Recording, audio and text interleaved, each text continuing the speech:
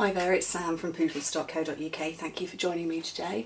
Today we're going to make this little treat pouch here that is holding a lip balm rather, but it's based on my original one here that I did. This is one of my very first videos, and I used the big scallop circle die to make it and then folded up the sides.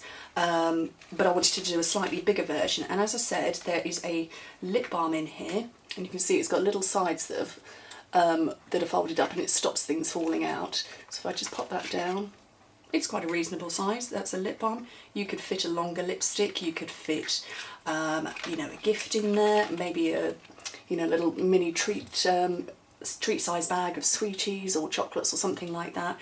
And depending on what it was, I mean, nothing is falling out, but if you really didn't want, if you wanted to make it doubly secure, maybe you were taking them to a craft fair, if you just pinch these a bit more and stick them down, nothing will fall out. But as I said, it's not particularly huge. It's not designed to be huge, and if you could make dozens of these and put them on a craft stall. So I'm going to make a version of this, and it's made using the Labels Collection Framelits, which are thin dies, and there's, how many is in there? 7, 1, 2, 3, 4, 5, 6. 6 of them, and I'm going to use the 2 biggest ones. Put those out of the way to one second and bring in the big shot.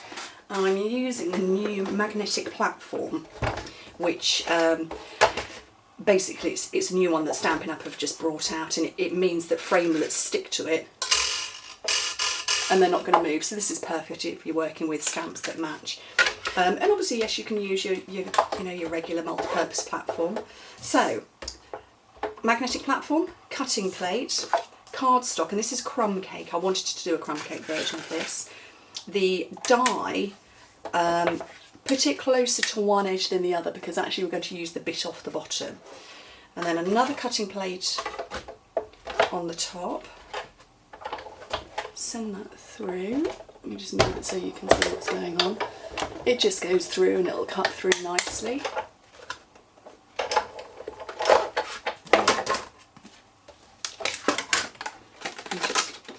Out. And like I say, don't discard this bit, because I'm going to be punching butterflies with that. And then obviously, while I've got the big shot here, I'm going to cut the smaller one, and so I've got the crumb cake designer series paper on the spots, and then just bring this back.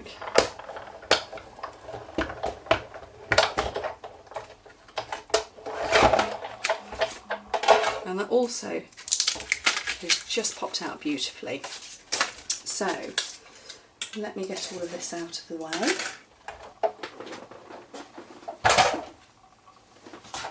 And then what I want to do is just stick these over the top.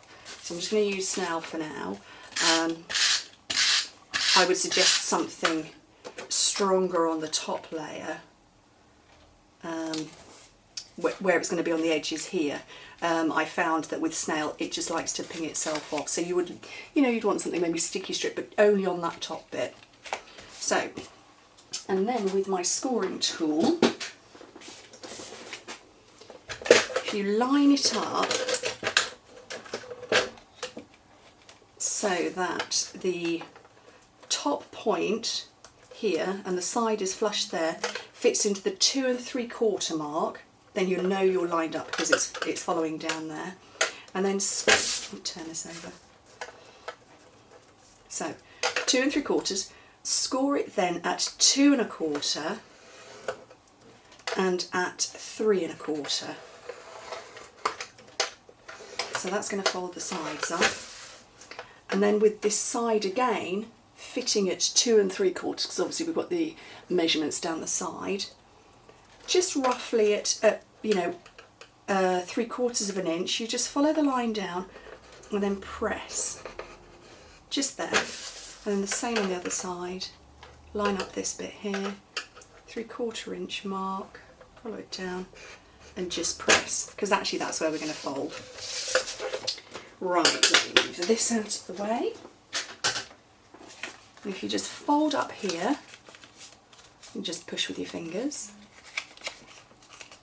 Same over there, and then these here, you only want the top bit to fold. You don't want the decorated, the pattern paper. I've lost my words today.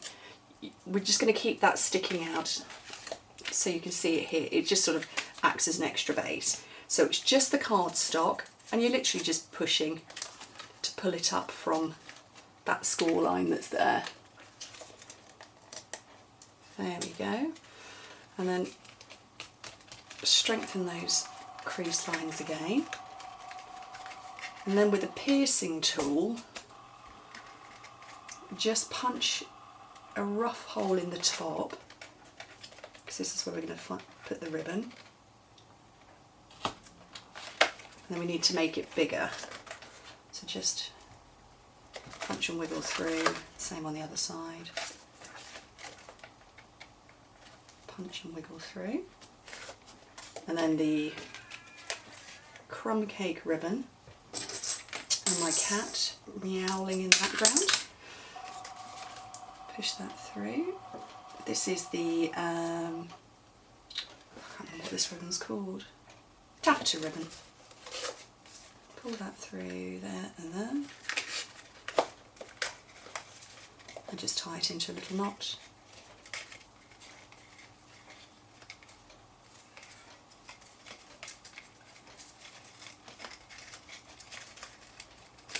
And snip off.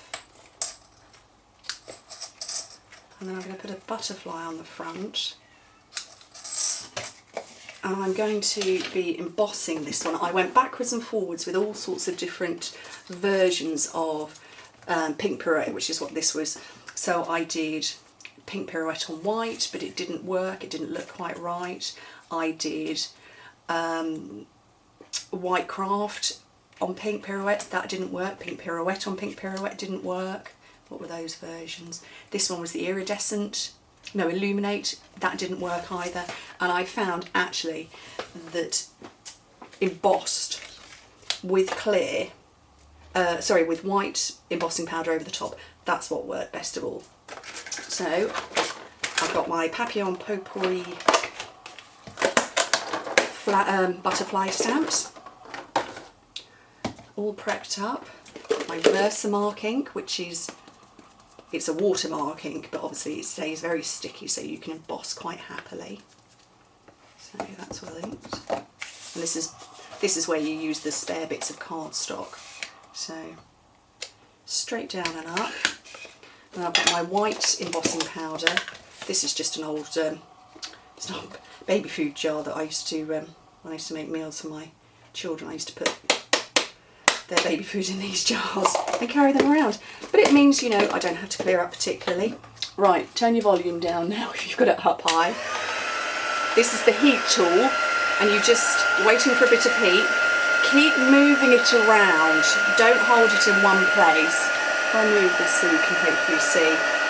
If you keep moving it around, you're not going to curl your card, and it will suddenly, there we go, it's suddenly melting.